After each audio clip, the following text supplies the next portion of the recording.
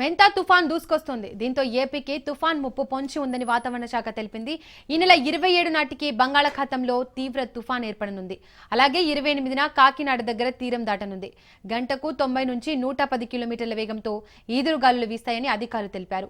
దక్షిణ కోస్తా జిల్లాలకు అత్యంత అప్రమత్తత ప్రకటించింది ఐఎండీ.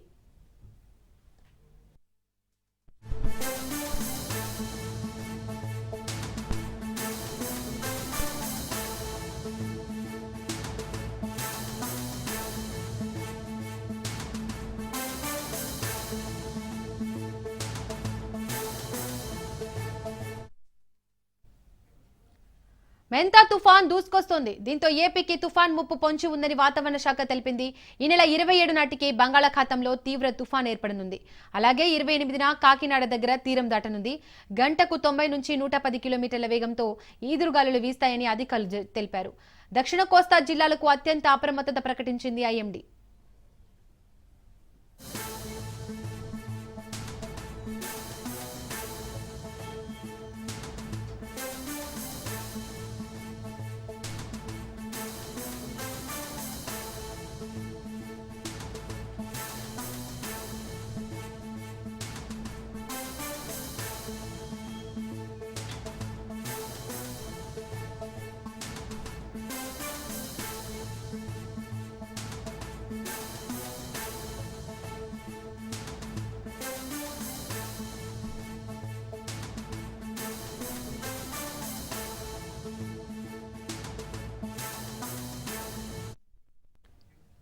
ఇదే అంశానికి సంబంధించి మోర్ అప్డేట్స్ మా ప్రతినిధి దత్తు లైవ్ ద్వారా అందిస్తారు. దత్తు, వర్షాలు రానున్న రోజుల్లో ఏ విధంగా ఉండే అవకాశం ఉంది? ఐఎండీ ఏం చెప్తుంది?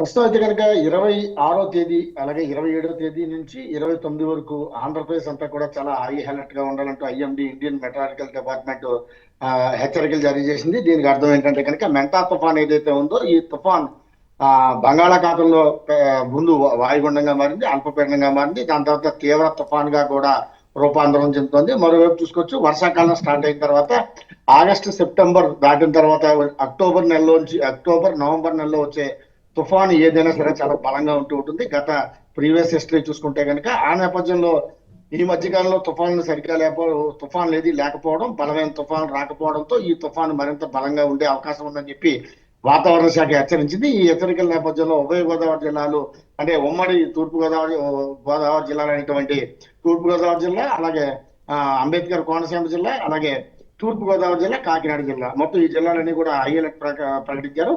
ఇప్పటికే కలెక్టరేట్ లోని రెవెన్యూ యంత్రాంగం కూడా పెద్ద ఎత్తున కసరత్తు మొదలుపెట్టింది.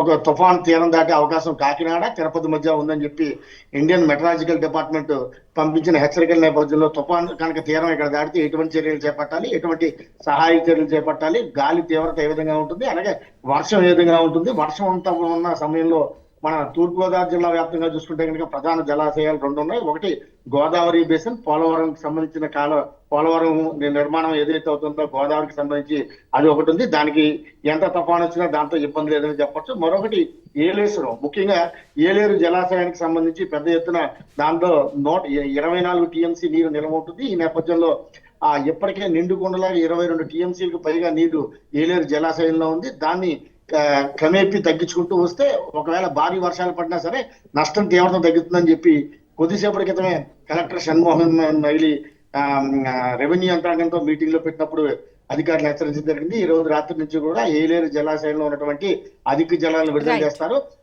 5,000 క్యూసెక్ల నుంచి 10,000 క్యూసెక్ల వరకు నీరు వచ్చే అవకాశం ఉంది. ఈ నేపథ్యంలో తుఫాను తీరం దాటే సమయంలో ఎటువంటి ప్రమాదం వచ్చినా, ఎటువంటి ఇబ్బంది వచ్చినా అన్ని తట్టుకోవడానికి సిద్ధంగా ఉన్నామని చెప్పి అధికార యంత్రాంగం చెప్తుందని చెప్పొచ్చు. Right, thank you Dattu.